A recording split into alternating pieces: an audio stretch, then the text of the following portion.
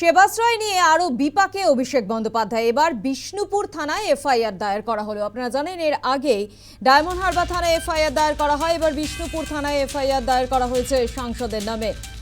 এবং এই বিষয় নিয়ে আরো বিস্তারিত জানবো, ফোন লাইনে রয়েছে প্রতিনিধি গোপাল মণ্ডল। গোপাল, এবার বিষ্ণুপুর থানায় অভিষেক বন্দ্যোপাধ্যায়ের নামে এফআইআর, ঠিক কি অভিযোগ রয়েছে গোপাল?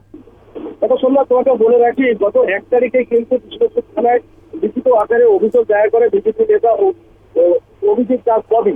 তিনি কিন্তু যেটা অভিযোগ করেন, সেবাশ্রয়ের যে বেনিয়ম, সেটা হচ্ছে চিকিৎসার জন্য যে সমস্ত যন্ত্রাংশ লাগে বিনা অনুমতি, কোথাও অনুমতি নেওয়া হয়নি এবং ভুয়ো ডাক্তার বলা হচ্ছে, কোথাও বলা হচ্ছে স্টুডেন্ট, কোথাও দেখা যাচ্ছে যে হোমিওপ্যাথি ডাক্তার কিংবা দাঁতের চিকিৎসক, তাদেরকে নিয়ে এই সেবাশ্রয় ক্যাম্পে কিন্তু চিকিৎসার জন্য যে আনা হয়েছিল, ক্যাম্পিং করা হয়েছিল, সেটা বেনিয়ম বলেই কিন্তু তিনি মনে করছেন।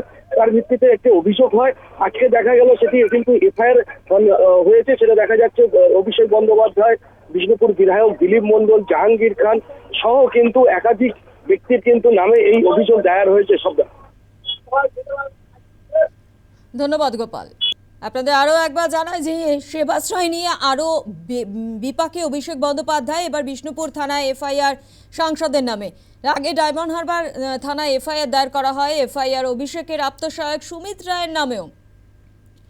জাহাঙ্গীর খান, বিধায়ক দিলীপ মণ্ডলের নামেও এফআইআর। সেবাশ্রয় নিয়ে একাধিক বেনিয়মের অভিযোগ দায়ের বিজেপি নেতা অভিজিৎ দাসের। সেবাশ্রয় নিয়ে মুখ খুললেন জাহির ইসলাম। দক্ষিণ 24 পরগনা জেলার নার্সিংহোম অনার্স অ্যাসোসিয়েশনের সভাপতি তিনি। সেবাশ্রয় প্রকল্পে চিকিৎসার সরঞ্জাম দিতে চাপ দেওয়া হতো বলে অভিযোগ জাহির ইসলামের। সেই সরঞ্জাম ফেরত পাওয়া যায়নি, এমনটাও কিন্তু অভিযোগ রয়েছে।